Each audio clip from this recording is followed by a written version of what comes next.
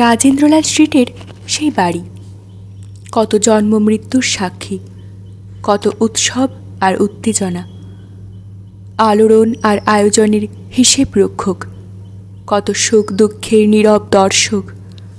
তার এই চারখানা দেওয়ালের আড়ালে 3 পুরুষ ধরে যে জীবনযাত্রা প্রবহমান, তার ধারা আপাত দৃষ্টিতে হয়তো স্তিমিত, নিরুচ্চার, তবু মাঝে মাঝে সেখানে ঘূর্ণি ওঠে। হয়তো এ বাড়ির প্রতিষ্ঠার সেই চিরবিদ্রোহী গৃহিণী সুবর্ণলতার আত্মার নিষ্ফল বেদনা এর প্রতিটি ইটের পাঁজরে পাঁজরে শ্বাসরুদ্ধ হয়ে আছে বলেই সেই রুদ্ধশ্বাস বিকৃত হয়ে দেখা দেয়। তবু এদের নিত্যদিনের চেহারা বর্ণহীন, বৈচিত্র্যহীন, স্তিমিত। নিত্যদিন ঘড়ির একই সময়ে এদের রান্নাঘর থেকে উনুন ধরানোর চিহ্ন বহন করে ধোঁয়া ওঠে। একই সময়ে চাকর যায় বাজারে, রান্নার শব্দ, বাসন মাজার শব্দ, বাটনা বাটার শব্দ আর মহিলাদের অসন্তোষ এবং অভিযোগ মুখর কণ্ঠের শব্দ জানান দেয় এরা আছে, এরা থাকবে। হয়তো পৃথিবীতে এরাই থাকে। এদের দিন রাত্রিগুলো একই রকম, শুধু এদের উৎসবের দিনগুলো অন্য রকম, মৃত্যু দিনগুলো অন্য রকম। সেই অন্য রকমের ছায়া নেমেছে আজ এ বাড়ির আকাশে। বাড়ির এদিকের ঘরে যখন বহু দুঃখ, বহু যন্ত্রণা আর বহু প্রত্যাশার শেষে একটি পুনর্মিলনের নাটক অভিনীত হচ্ছে, আর এক ঘরে তখন বিচ্ছেদের মর্মান্তিক দৃশ্য। মর্মান্তিক, বড় মর্মান্তিক। এ বাড়ির সেই ছটপটে ঝলমলে বেপরোয়া উদ্দাম মেয়েটা একেবারে স্থির হয়ে গিয়ে শুয়ে আছে নীল মুখ আর মুদ্রিত চোখ নিয়ে। তার ঘরের মধ্যে সরাহত বাঘের মতো যে মানুষটা এ দেয়াল থেকে ও দেয়াল অবধি এলোমেলো পায়চারি করে বেড়াচ্ছে, তার চোখের আগুন নিভে এসেছে। বোঝা যাচ্ছে একটু পরে ঘাড় লটকে পড়বেও। আর ওই নিথর হয়ে যাওয়া মেয়েটার বিছানায় লুটোপুটি করে, বিছানাটাকে আর নিজেকে বিধ্বস্ত করে যে মানুষটা কান্না চাপার ব্যর্থ চেষ্টায় বেশি করে কেঁদে উঠছে, তার আর এখন মনে পড়ছে না। হঠাৎ চিৎকার করে ওঠে, আমি কি কাজ করে ফেলেছি?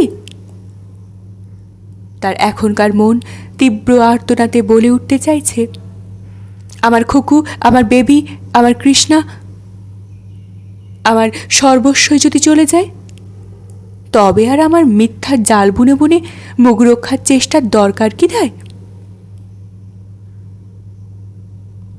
ওই নিষ্ঠুর হৃদয়হীন লোকটা অলকাকে শাসন করতে এসেছিল, বলেছিল, চুপ, একদম চুপ করে থাকো। এতদিন আমি চুপ করে থেকেছি, এবার থেকে তোমার পালা। কিন্তু পারিনি অলকা নামের ওই অতি আধুনিকা হবার চেষ্টার বিকৃত হয়ে যাওয়া মানুষটা। সে নাকি ওই সুবর্ণলতার বংশধরের বউ। রাজেন্দ্রলাল স্ট্রিটের এই বাড়িটার খানিকটা অংশে যার আইনসঙ্গত অধিকার। হ্যাঁ, সেই আইনসঙ্গত অধিকারের বলেই অলকা তার পেন্ট করা মুখ আর রং লাগানো ঠোঁট বাঁকিয়ে বলতো, আমার ঘরে আমি যা খুশি করব, কারুর কিছু বলতে আসার অধিকার নেই। বেশ করব, আমার মেয়েকে আমি নাচাবো, গাওয়াবো, সমাজে ছেড়ে দেব। এ বাড়ির এই ঘুণ ধরা দেয়ালের খাঁজে খাঁজে যে সনাতনী সংস্কার এখনো বসে আছে আর এই সংসারের জীবনযাত্রার ওপর চোখ রাঙাতে আসছে, তা আমি মানি না, মানব না। তোমরা হচ্ছ কুপমণ্ডুক। তোমাদের কাছে অগ্রসর পৃথিবীর খোলা হাওয়া এসে ঢোকে না। তোমাদের বাড়িতে নাকি এক প্রগতিশীল লেখিকা আছেন, অন্তত শুনতে পাই বাইরের জগতে পাঠক সমাজে তার নামের ওই বিশেষণ, কিন্তু আমি তো তার প্রগতির কোনো চিহ্নই দেখি না। তিনি তোমাদেরই মতো সংস্কারে আচ্ছন্ন। না হলে আমাকে এত লড়তে হতো না। আমি একটু অনুকূল বাতাস পেতাম। আমি কোনো আনুকূল্য পাইনি কারুর কাছে। সারা জীবন প্রতিকূলতার সঙ্গে যুদ্ধ করে নৌকাকে কূলের দিকে নিয়ে চলেছি। এমনকি তুমি স্বামী, তুমিও আমার প্রত্যেকটি কাজ, প্রত্যেকটি ব্যাপার অপছন্দ দৃষ্টিতে দেখে এসেছ। কোনোদিন সাহায্য সহায়তা করনি। তবু দেখো, আমি কি হেরে গেছি, না হার মানছি? না, হার আমি মানব না। আমার জীবনে যা পাইনি, আমি সে জীবন পাইনি। সেই জীবন, সেই পাওয়া আমার মেয়েকে আমি দেব। প্রায় এই রকম নাটকীয় ভাষাতেই কথা বলে এসেছে অলকা এ যাবৎ। অপূর্ব চুপ করে থেকেছে, চুপ করে থাকতে বাধ্য হয়েছে। প্রতিবাদ তুললেই অলকা এমন ঝড় তোলে যে বাড়িতে মান সম্মান বজায় থাকে না। অথচ আজকালকার দিনে এই রাস্তার ওপরকার বাড়ির ভাগ দিয়ে মান সম্মান নিয়ে অন্যত্র চলে যাওয়াও সহজ নয়। তাই চুপ করে থাকতে হয়েছে অপূর্বকে, এবং অলকা ওই চুপ করিয়ে রাখার আত্মপ্রসাদে ডগমগ করতে করতে একটা অজানা জগতের দিকে অন্ধের মতো ছুটেছে। সেই ছোটাটার বাহন তার মেয়ে। সে মেয়েটা এখন জবাব দিয়েছে, না, আর কোনো দিন তাকে নিয়ে ছুটতে পারবে না অলকা। এখন তাই অপূর্বর দিন এসেছে, কথা বলার দিন। আগুনের ডেলার মতো দুই চোখে ওই শোকাহতার দিকে তাকিয়ে নির্মাইকের মতো বলেছে, চুপ চুপ চুপ করে থাকো, টু শব্দ নয়। কিন্তু সে শব্দ করেই বসে আছে তার কাছে অলকা। মাতৃহৃদয় কি একবারও হাহাকারে ফেটে না পড়তে পারে? অলকা আত্মগ্লানিতে হাহাকার করে উঠে বলেছে, আমি কি করলাম, আমি কি করলাম? আমি লোকলজ্জার ভয়ে আমার সোনার খুকুকে হারালাম। ওরে খুকু, কেন আমি তোর নিষ্ঠুর বাপকে ভয় করতে গেলাম? কেন তোকে নিয়ে এদের সংসার ছেড়ে চলে গেলাম না? তারপর আর বলতে পায়নি অলকা। চিরদিনের মুখরা ওই মেয়েটাকে, চিরদিন চুপ করে থাকা মানুষটা চুপ করিয়ে দিয়েছে। কিন্তু তাতে আর কি লাভ হলো? ওই একবারের হাহাকারেই তো সংসার শুদ্ধ লোক জেনে ফেলেছে ঘটনাটা কি, জেনে ফেলেছে ঝি চাকরেরাও। অতএব পাড়ার লোকেও জেনে ফেলল বলে এ সংসারের অন্য সদস্যরা সাধ্যপক্ষে অলকার ঘরের সামনে এসে দাঁড়াত না। অলকার ঔদ্ধত্য, অলকার স্বেচ্ছাচার, অলকার বিশ্ব নস্বাদ ভাব সকলকে দূরে সরিয়ে রাখত। কিন্তু আজ আর অলকার সে গৌরব নেই। আজ অলকার মুখের রং গেছে মুছে, চোখের কাজল গেছে ধুয়ে, উদ্ধত ঊর্ধ্বচূড়া খোপাটা গেছে ভেঙে লুটিয়ে। অলকা পরাজিতের চেহারা নিয়ে পড়ে আছে। তবে আর আসতে বাধা কি? একটি বিধবা কন্যার আর একটি মৃতা কন্যার সন্তান সন্ততিকুল নিয়ে এবং বাতের যন্ত্রণা নিয়ে এসে দাঁড়িয়েছেন মেজ চিঠি স্বয়ং, যিনি অলকার মুখই দেখতেন না। এসেছেন বড়গিন্নি তার জ্বালা ভরা প্রাণ নিয়ে। ছেলের বউ কোনোদিনই তাকে মানুষ বলে গণ্য করত না, গুরুজন বলে সমীহ করত না। তিনিও তাই ওই ভিন্ন হয়ে যাওয়া ছেলের বউয়ের ছায়া মারাতে আসতেন না। কিন্তু আজকের কথা স্বতন্ত্র। আজ ওই প্রতিপক্ষের সকল দর্প চূর্ণ। যাকে নিজের প্রাণ ফেটে, তবু তিনি মনের অগোচরে নিরুচ্চার উচ্চারণে বলে এসেছেন, হে নারায়ণ, দেখলাম দর্পহারি নামই তোমার আসল নাম। ঘরের একাংশে কোণের দিকে ছায়ার মতো দাঁড়িয়ে আছে শম্পা আর তার মা বাবা, যে শম্পা বহুদিন পরে আজই প্রথম আবার এ বাড়িতে এসে আহ্লাদে বেদনায় বিস্ময়ে কৌতূহলে চারিদিক তাকিয়ে দেখছিল। সহসা উঠল ওই আর্তনাদ বাতাস বিদীর্ণ করে। আমি কি করলাম? আমি কি করলাম? ভগবান, তুমি কি করলে? তুমি কি করলে? এ শোকের সান্ত্বনা আছে? আমি কি করলাম? এ শোক সান্ত্বনার বাইরে। শম্পা অবাক হয়ে যেন নিজের ভাগ্যও দেখছিল। এতদিন কিছু হলো না, ঠিক আজই ঘটল এই দুর্ঘটনা। শম্পা একটা অদ্ভুত বিষাদ বেদনায় আচ্ছন্ন হয়ে দাঁড়িয়েছিল, ওই নীল হয়ে যাওয়া মেয়েটার স্তব্ধ দেহটার দিকে তাকিয়ে। ওই মেয়েটা শম্পার শৈশবের সঙ্গিনী নয়, চিত্তজগতের সখী নয়, এমনকি সম্পর্ক সূত্রে যে বন্ধনটুকু থাকা উচিত সে বন্ধনেরও গ্রন্থি ছিল না পরস্পরের মধ্যে। তবু তারা দুজনে প্রায় সমবয়সী, দুজনে একই ছাদের নিচে থেকেছে জন্মাবধি। যখন অপূর্ব তার স্ত্রী কন্যাকে নিয়ে রান্নাঘর আলাদা করে ফেলেনি, তখন শম্পা আর ওই মেয়েটা একসঙ্গে খেয়েছে, একত্রে বসেছে। এতদিন শম্পা অনুপস্থিত ছিল, জানতে পারিনি ওদের ওই কাঁচের পার্টিশন দেওয়া ঘরের আড়ালে কী ঘটেছে, সে ঘটনা কোন পরিণতির দিকে এগোচ্ছে। আজ এই মাত্র এসে চরম পরিণতির মুখোমুখি দাঁড়িয়ে কিছু ভাববার ক্ষমতা হারিয়ে ফেলেছে শম্পা। শুধু আচ্ছন্ন হয়ে তাকিয়ে আছে। আর এ বাড়ির আর একজন সদস্যা, অলকা নামের ওই প্রগতিশীল মহিলাটির কাছে যে নাকি চিরদিন ব্যঙ্গের পাত্রী, সেই লেখিকা বকুল, এ বাড়িতে যে বেমানান, এ বাড়িতে যে নিজেকে গুটিয়ে রাখার ভূমিকাতে অভ্যস্ত, তাকেও এখানে আসতে হয়েছে বই কি। সম্পর্কে দায় নয়, হৃদয়ের দায়েই। বকুলেরও মনের মধ্যে কোনখানটায় যেন চিনচিন করছে। আমরা মেয়েটাকে তাকিয়ে দেখিনি, আমরা আমাদের কর্তব্য করিনি, ওকে ওর ওই নির্বোধ আর আধুনিকতার বিকারগ্রস্ত মায়ের কাছে সমর্পণ করে রেখে দিয়েছি। ওর এই পরিণামের ভয়াবহ আশঙ্কা কি আমাদের মনের মধ্যে ও কি মারেনি?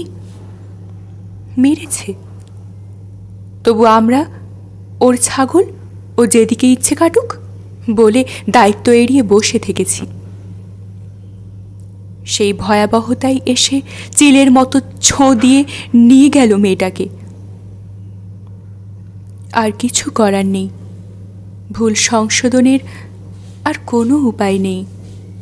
না আমাদের, না ওর মার। কিন্তু ওর বাপই কি নির্দোষ? সে কি তার কর্তব্য করেছে, নাকি একটা নিষ্ঠুর হিংস্রতায় বসে বসে অপেক্ষা করেছে কবে ওর মার দর্পচূর্ণ হয়? অসম্ভব, এ হয়তো অসম্ভব। তবু চুপ করিয়ে দেওয়া অলকা মাঝে মাঝেই বাঁধ ভেঙে কথা বলে উঠেছে, তীব্র অভিযোগের কথা। জানি জানি, খুব আহ্লাদ আজ তোমার, আজ তোমার শত্রুর হার হয়েছে। বরাবর তুমি আমায় শাসিয়েছ, এত বাড়াবাড়ির প্রতিফল একদিন পাবে। পেলাম সে প্রতিফল। এখন আহ্লাদ হবে না তোমার? লড়াইয়ে জেতার আহ্লাদ? বকুল এগিয়ে আসে।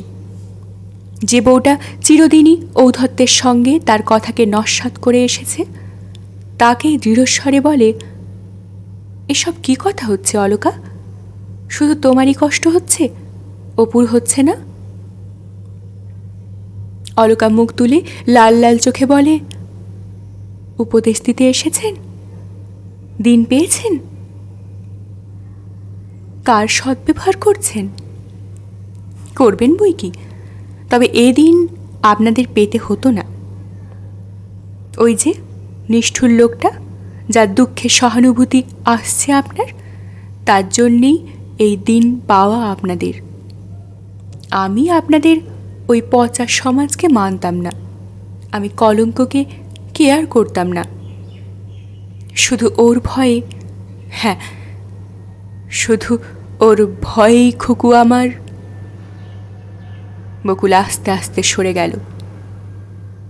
ওই অনুতাপে জর্জরিত বিকারগ্রস্ত মানুষটা এখন প্রায় পাগলের সামিল। ওর কথায় কান দেওয়া চলে না। এখন উদ্ধার হতে হবে এই বিপদ থেকে। এ মৃত্যু শোকের পবিত্রতা নিয়ে আসেনি, এসেছে বিপদের ভয়াবহতা নিয়ে। বকুল বাইরে এসে ডাকল, ছোটদা। যা করবার ওই ছোটদাকেই করতে হবে। তারপর বকুল দালানের এধারে, যেখানে উঁচু দেয়ালে এ বাড়ির প্রাক্তন কর্তা প্রবোধচন্দ্র আর তার গৃহিণী সুবর্ণলতার ছবি টাঙানো আছে, সে ধারে চলে এলো। সেদিকে তাকিয়ে রইল না, অন্য আর একদিকে তাকিয়ে মনে মনে বলল, মা, তুমি কি অহরহ এই মুক্তিই চেয়েছিলে? এই শৃঙ্খল মুক্তি? তোমার প্রাণ কুটে চাওয়ার ফল কি এই? বকুলের এ প্রশ্নের প্রতিধ্বনি উঠেছে সুবর্ণলতার আরও একটা আত্মজার কণ্ঠে। কিন্তু এইটাই কি চেয়েছিলাম আমরা? আমি, তুমি, আমাদের মা, দিদিমা, দেশের অসংখ্য বন্দিনী মেয়ে? এটাই কি সেই স্বাধীনতার রূপ, যে স্বাধীনতার জন্যে একটা পরাধীন মেয়েরা পাথরে মাথা কুটছে? নিরুচ্চার আর্তনাদে বিধাতাকে অভিসম্পাত করেছে? এ কি সেই মুক্তির আলো, যে মুক্তির আশায় লোহার কারাগারে শৃঙ্খলিত মেয়েরা তপস্যা করছে, প্রতীক্ষা করেছে? না বকুল, এ আমরা চাইনি।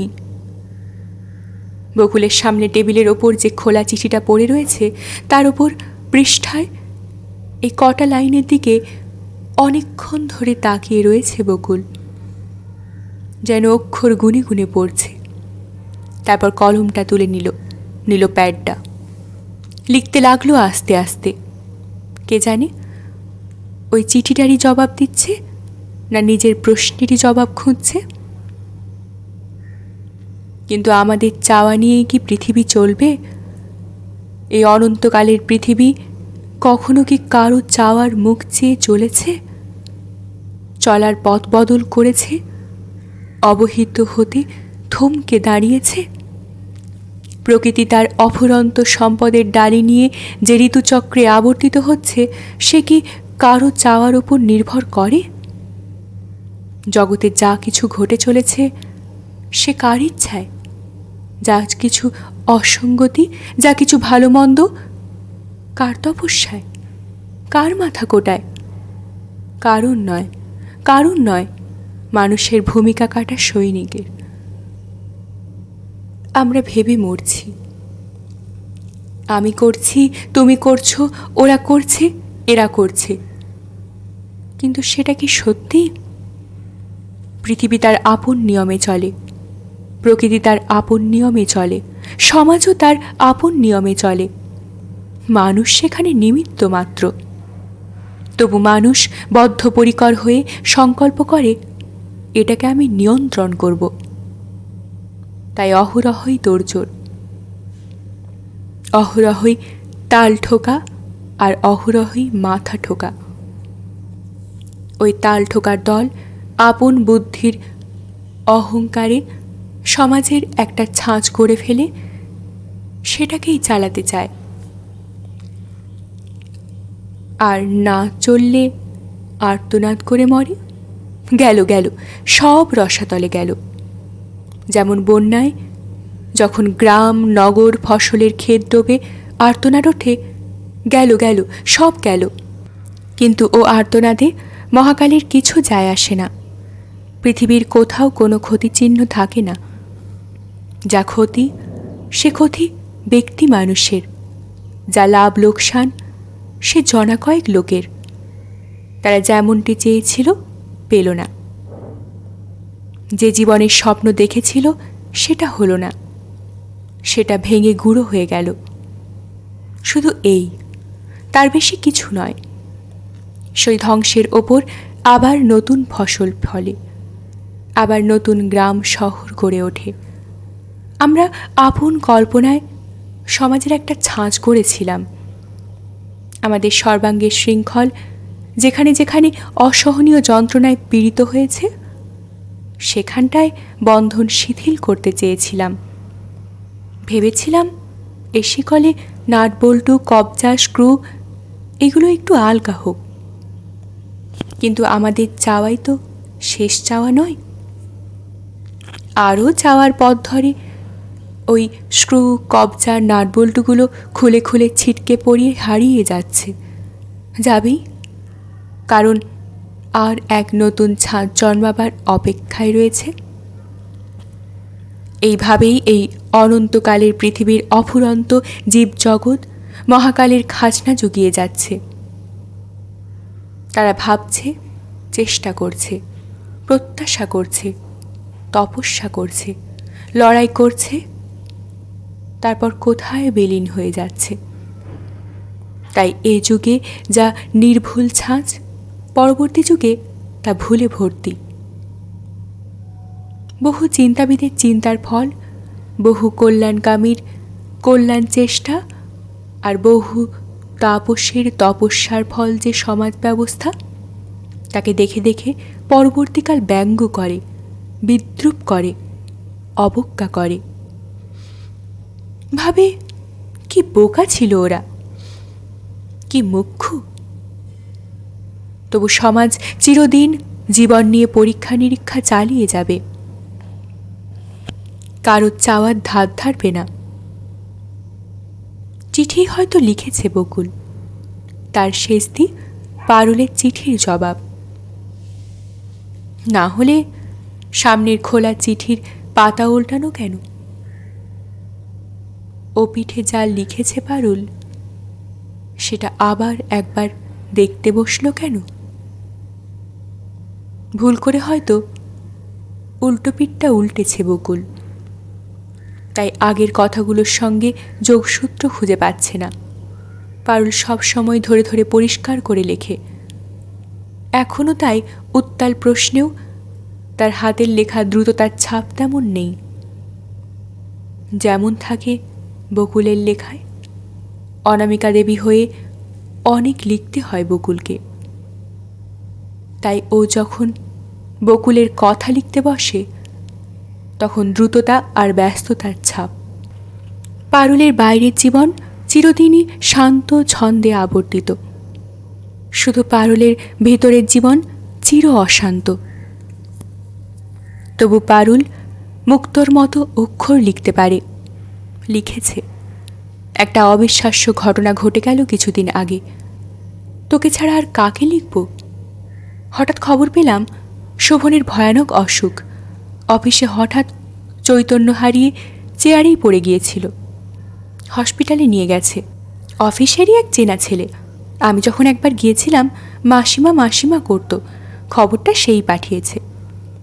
বুঝতেই পারছিস কী অবস্থায়, কিভাবে ছুটে গিয়েছি। গিয়ে দেখি হাসপাতাল থেকে বাড়ি এনেছে, আর দেখলাম রেখা সেবা করছে। খবরটা ওকেও দিয়েছিল। আমার ছুটে চলে যাবার জন্য তোর সঙ্গী জোগাড় করতে হয়েছিল। তার জন্য যেটুকু দেরি হয়েছিল, ওর তো তা হয়নি। ও নিজেই চলে গেছে। মনের অগোচর পাপ নেই বকুল। সেই প্রায় অচৈতন্য ছেলেটাকে দেখেও আমার মন বলে উঠল, ভগবান যা করেন মঙ্গলের জন্যেই করেন। এ কথাটা কোনোদিন বিশ্বাস করতাম না, আজ করলাম। শোভনের মৃত্যুতুল্য অসুখে শোভনকে আবার জীবনের স্বাদ ফিরিয়ে দিল। অসুখের বদলে আবার সুখ ফিরে গেল শোভনের। মাতৃহৃদয়ের ব্যাকুলতা নিয়ে গিয়েছিলাম, কিন্তু মাতৃ অধিকারের দাবি নিয়ে ছেলের শিয়রে বসতে গেলাম না। বহিরাগতের মতো শুধু কাছে একটু বসলাম। শুধু বউকে জিজ্ঞেস করলাম, কী অবস্থা? কী ওষুধ খাচ্ছে? ডাক্তার কি বললে? আবার ডাক্তার কখন আসবে? জিজ্ঞেস করলাম কদিন হাসপাতালে থাকতে হয়েছিল। শুধু জিজ্ঞেস করিনি তুমি কবে এলে, কখন এলে। যেন ও আছে, যেমন বরাবর ছিল। ওর আসনে গিয়ে ও যখন পুনঃপ্রতিষ্ঠিত হয়েছে, তখন আর কেন মনে পড়িয়ে দিই একদিন তুমি স্বেচ্ছায় এ আসন ত্যাগ করে চলে গিয়েছিলে। শোভনের তৃষিত দৃষ্টি যে সবসময় বউকে খুঁজছে, এ নিয়ে মনে কোনো অভিমান জমে ওঠেনি বকুল, জমে ওঠেনি কোনো ক্ষোভ। মনে হয়েছিল বাঁচলাম, আমি বাঁচলাম, ভালোবাসার সত্যি চেহারা দেখে বাঁচলাম, বাঁচলাম বৌমাকে আবার চাকর বাকরকে বকতে দেখে। বাড়ি অগোছালো করে রেখেছে কেন বলে? বাঁচলাম বৌমা আবার রান্নাঘর ভাড়ার ঘরের কেন্দ্রে প্রতিষ্ঠিত হয়েছে বলে। শোভনের যা কিছু খাওয়ার দরকার বৌমাই করে, এবং এমন নিপুণভাবে করে যে স্বীকার করতে লজ্জা হয় না। আমার দ্বারা এর শিখিও হতো না। আস্তে আস্তে সুস্থ হয়ে উঠেছিল শোভন। ওর মুখে নতুন স্বাস্থ্যের ও লাবণ্যের সঙ্গে যে আশা আর আনন্দের লাবণ্য ফুটে উঠেছিল, সেটা দেখে বর্তে যাচ্ছিলাম। বুঝলাম বউয়ের আশা, দুজনের মধ্যেকার ভুল বোঝাবুঝির অবসান, এটাই ওর পক্ষে মৃত সঞ্জীবনীর কাজ করেছে। ভাবলাম এবার পালাই, বেশি স্বাদ পাবার লোভে কাজ নেই। শুধু সেই হতভাগা ছেলেটাকে বোর্ডিং থেকে আনবার কথা বলে যেতে পারলেই। সেদিন শোভন বেশ ভালো আছে, ভাবলাম একবার বলি। যেতে গিয়ে দেখি বিছানায় বসে কাগজ পড়ছে শোভন, বৌমা কাছে চেয়ারে বসে, শোভনেরই বোধ হয় জামার বোতাম বসাচ্ছে। চলে এলাম, ছন্দভঙ্গ করতে ইচ্ছে হলো না, এদিক ওদিক ঘুরে বেড়ালাম। খানিক পরে এ ঘরে এসে দেখি বৌমা শোভনের আলমারি খুলে যত পোশাক বার করে রোদে দিয়েছে। আলমারির দেরাজ খোলা টোলা। আহ্লাদের চাঞ্চল্য বড় বেশি চাঞ্চল্য বকুল, সে আহ্লাদটা যেন নিজের মধ্যে বইতে পারছি না। এই সময়ে বৌমা এই ঘরে এলো, বলে উঠলাম এইবার একটা পিয়ন টিয়ন কাউকে বলে আমায় পাঠিয়ে দেবার ব্যবস্থা করো বৌমা। শোভন তো এখন বেশ ভালোই আছে।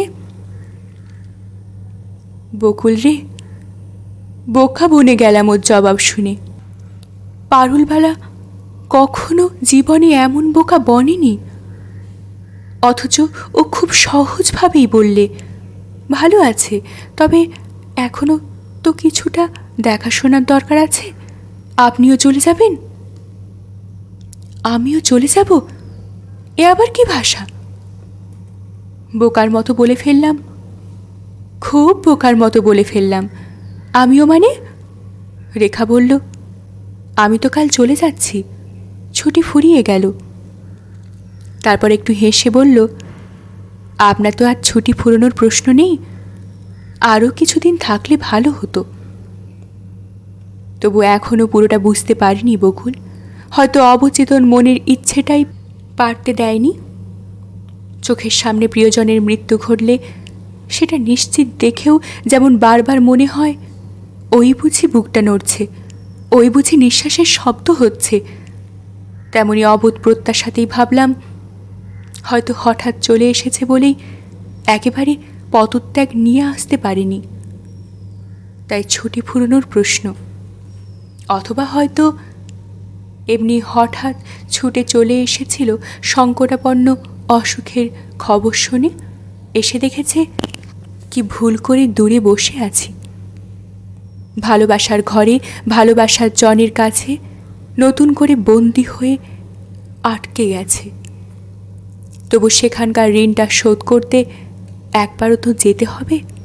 তাই বললাম, ও তা কদিনের জন্য যেতে হবে? সে কদিন তাহলে থাকবো।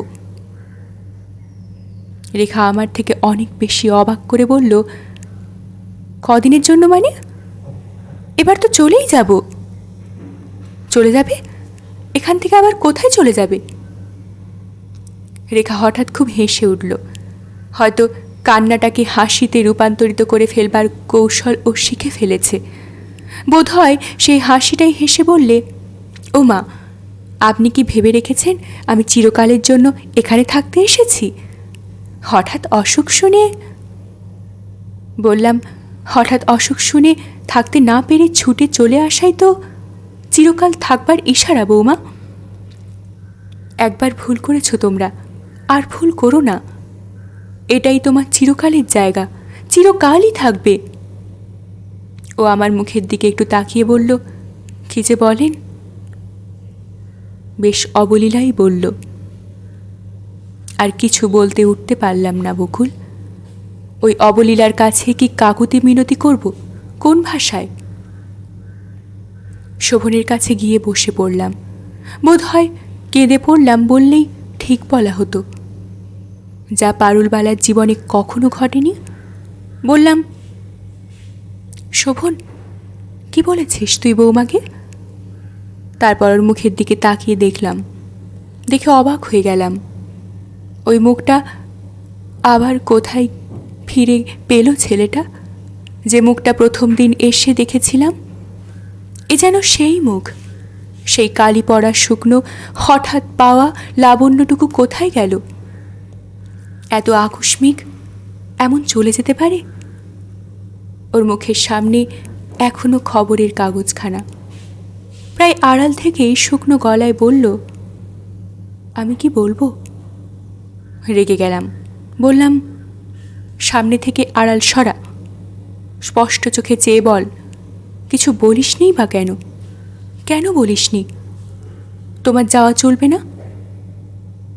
শোভন বলল, যা হয় না তা হওয়াবার চেষ্টাটা পাগলামি।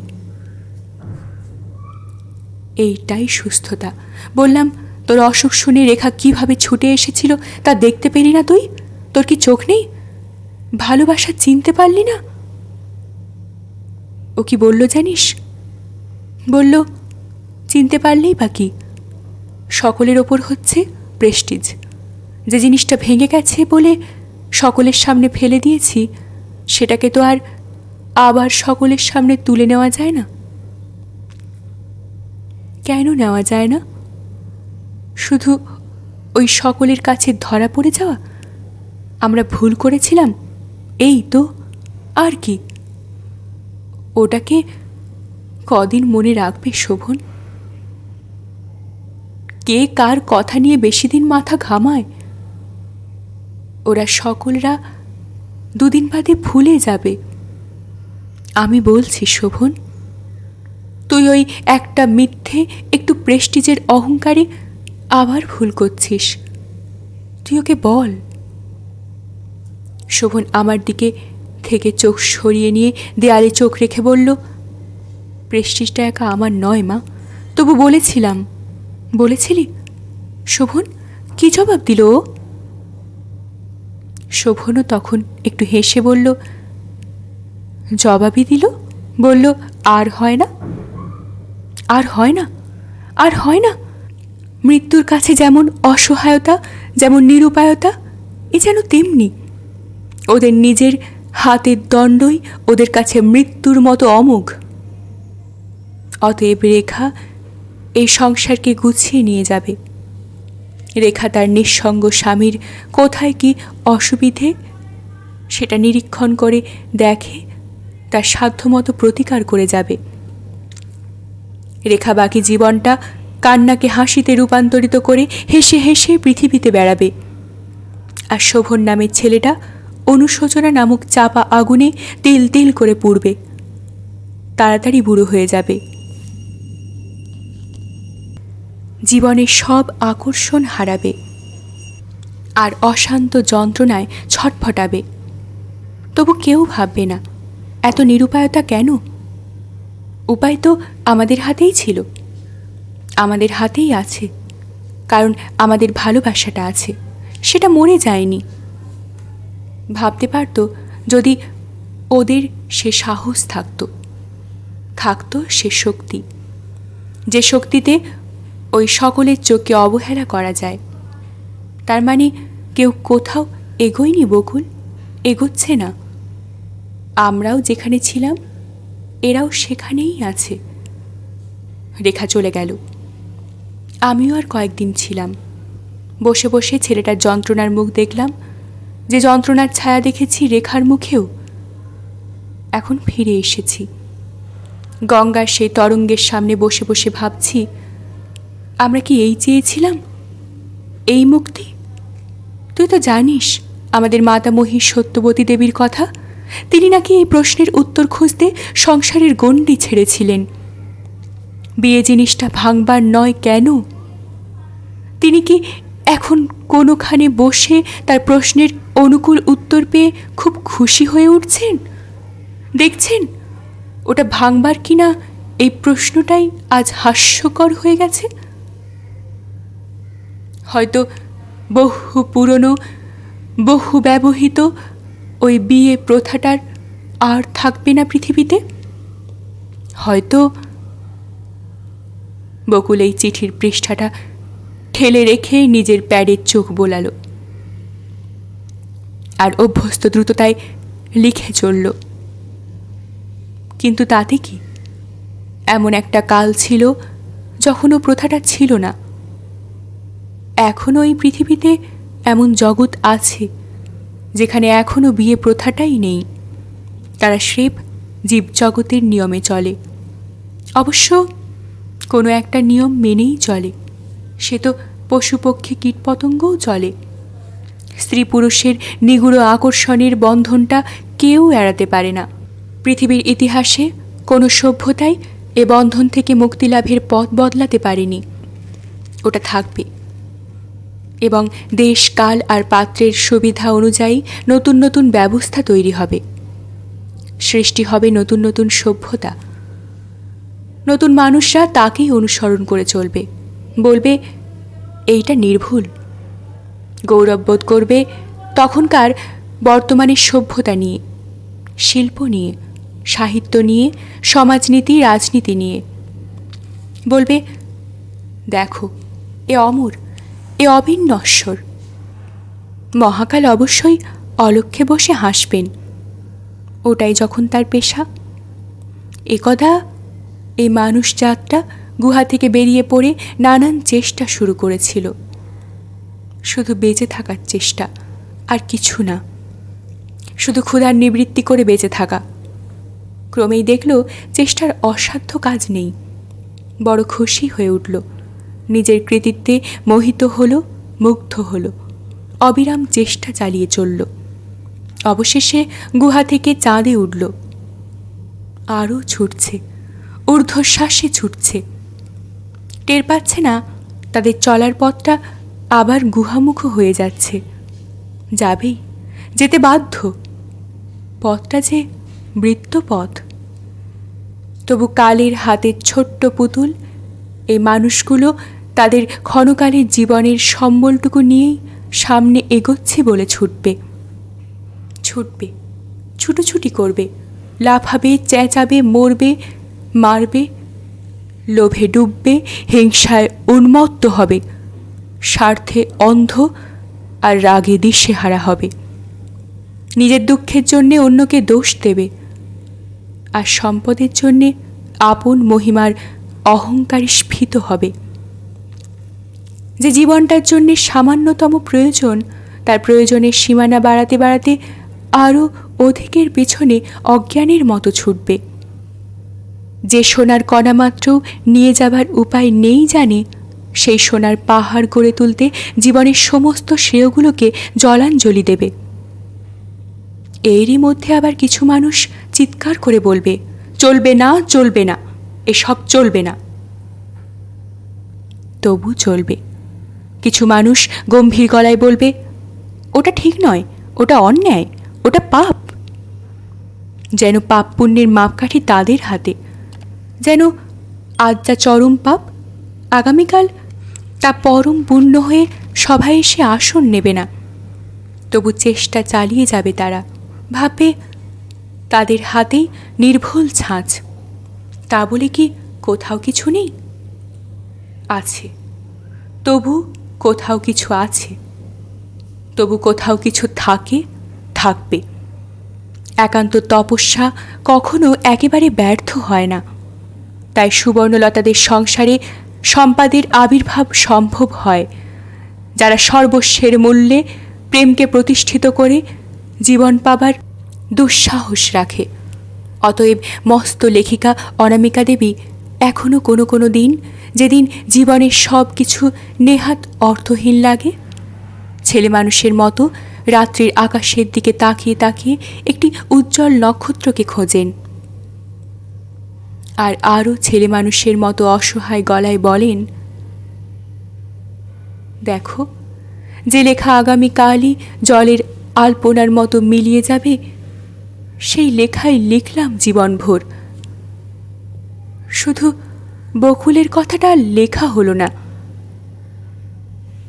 তোমার আর বকুলের কথা কি লিখব বলো? তারা তো হার মেনে মরেছে। হার মানার কথা কি লেখা যায়? সেই হার মানার মধ্যে যে পাওয়া, তার কথা বলতে গেলে লোকে হাসবে, বলবে কি অকিঞ্চিৎকর ছিল ওরা। তবে প্রত্যক্ষে যারা জিতেছে, এখন তবে তাদের কথাই লিখতে হবে। এখন তাই শম্পার কথা লেখা হলো। যে শম্পা খেটে খেটে রোগা হয়ে যাওয়া মুখে মহোৎসাহের আলো মেখে বলে, আমার নতুন সংসার দেখতে এলে না পিসি? যা গুছিয়েছি দেখে মোহিত হয়ে যাবে। দক্ষিণের বারান্দায় বেতের মোড়া পেতে ছেড়েছি, আর তোমার জাম্বুবানকে তো প্রায় মানুষ করে তুলেছি। চাকা গাড়ি চড়িয়েই একবার সেজ পিসির কাছে নিয়ে যাব ঠিক করেছি। যারা এখনও চ্যানেলটি সাবস্ক্রাইব করেননি, তারা প্লিজ চ্যানেলটি সাবস্ক্রাইব করবেন। ভিডিওর নোটিফিকেশন তৎক্ষণাৎ পেতে অবশ্যই বেল আইকন প্রেস করে রাখবেন। আপনাদের মূল্যবান অভিমত কমেন্টের মাধ্যমে আমাকে অবশ্যই জানাবেন। আরও কী কী পাঠ শুনতে চান কমেন্টে জানাবেন। অবশ্যই সাবস্ক্রাইব করে আমায় উৎসাহিত করবেন, সাথে থাকবেন। ধন্যবাদ।